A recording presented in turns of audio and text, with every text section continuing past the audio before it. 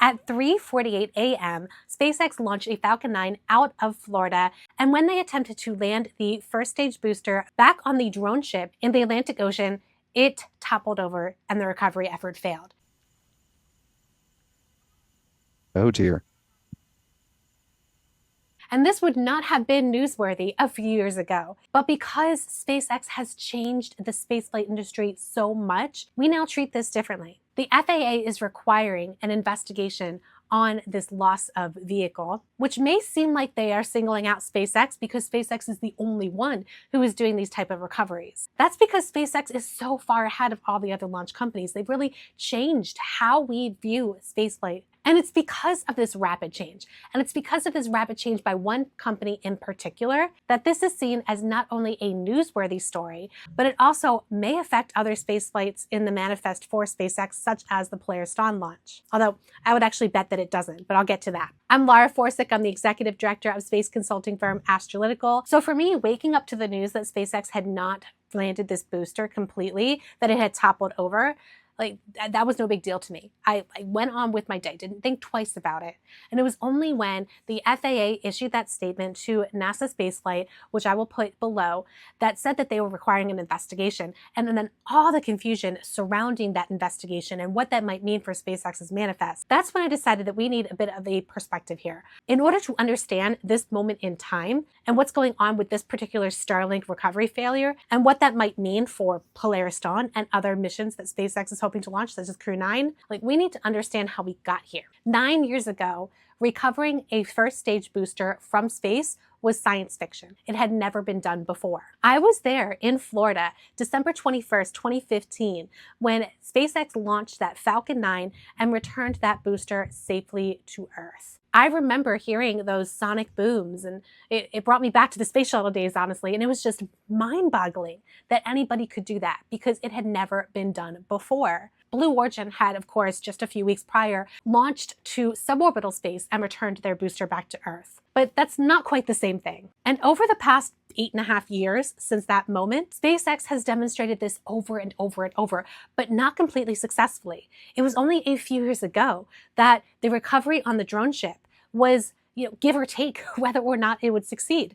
And it was almost a game. It was almost a bet with yourself. Are they going to do it this time? They didn't do it last time. It fell over last time. Are they going to make it this time? And then we would cheer when they made it because it was never a guarantee that that booster would land safely back on that drone ship or the landing site back on the ground. And because SpaceX has made this so routine, and because SpaceX launches so frequently, our mindset has shifted as to what is normal and what is not. And we have forgotten that just a few years ago, successfully landing these boosters back from space to Earth or to the ocean, that was brand new. That was mind-boggling. That was revolutionary. That allowed SpaceX to save money by being able to refurbish those boosters, and it also allowed for a higher launch cadence because they could quickly turn around those refurbished boosters and launch again. So really, SpaceX has trained our brains to think that this is now normal because it is their new normal, but only for them, right? Only SpaceX is doing this. There is no other company that is returning boosters back to Earth, again, except for Blue Origin. Blue Origin is currently scheduled to do a suborbital launch with a crew on board tomorrow, where it will return that booster back to Earth, again, after going to suborbital space, not orbital space.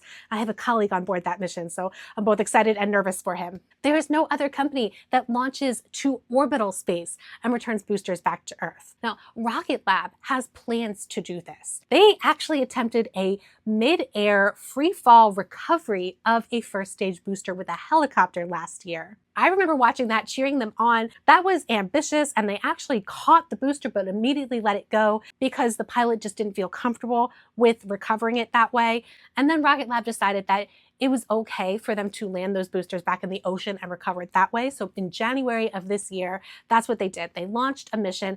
They landed that first stage booster into the ocean, and they recovered it a few hours later with a vehicle, and they plan to refly it. And I don't know when they plan to refly it, but that is their goal. So that would make them, I think, the second company to do it, but not in the same way as SpaceX, not with landing it vertically on a barge in the ocean. There are other companies that are considering doing a reuse of their first stages in the future. And that brings me to the FAA investigation and why some people feel like maybe SpaceX is being targeted, because SpaceX is the only one doing it.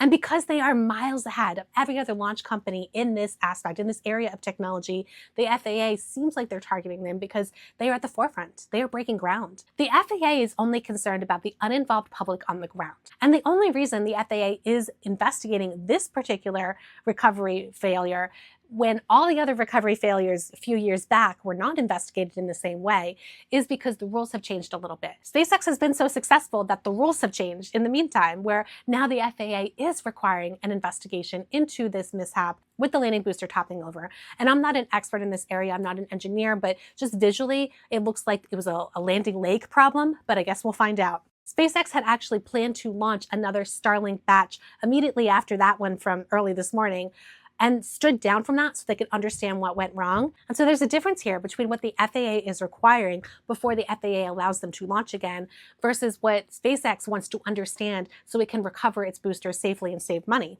Because even though this is not a big deal, SpaceX still wants to understand what happened. I had been told that to use the word grounding is not the right term. SpaceX's launches are not grounded. Apparently that's an aviation term and it doesn't really apply to spaceflight at this time. This is what I've been told. I think it's just semantics. At this point, we can understand that until SpaceX understands what happened with that landing and until the FAA gives them that launch license, that they're not going to launch again. But those are two different things. And as we saw with the mishap in July, they do not need to finish their investigation in order for the FAA to give them that launch license to determine that there was no cause for concern with the uninvolved public. And that's exactly what I'm expecting here. And I was overly pessimistic back in July with that Falcon mishap, where I said it would take longer than it actually did. It took 2 weeks. So here I'm going to be maybe overly optimistic and say that this grounding, or whatever you call it, is not even going to affect Polaris, which is currently scheduled to launch in the early hours of Friday. Now, Polaris might still have weather concerns, but I don't believe that this landing, that this particular mishap, is going to affect any of the big launches from SpaceX. In the grand scheme of things, this is such a little problem, but because SpaceX has trained us to expect a certain outcome, to expect a certain level of success, then therefore we treat it differently. I am looking forward to the day when other launch companies are also as successful with recovery of boosters if they choose to do so. I'm looking forward to the day when recovery of a booster is so routine that we don't even think about it, and therefore it really truly is a surprise and a problem when it happens. Because when something becomes so routine, which is not a word I typically use in spaceflight at all, but when something becomes just so regular that we come to expect that technology is reliable, SpaceX has changed the game and has changed the way we think about the issue. And they are going to continue to do so. It has been not quite 9 years of being able to recover first stage boosters after they launched to space. I look forward to seeing what the next 9 years brings in terms of Starship, in terms of anything else that SpaceX is doing that will become routine in our own minds.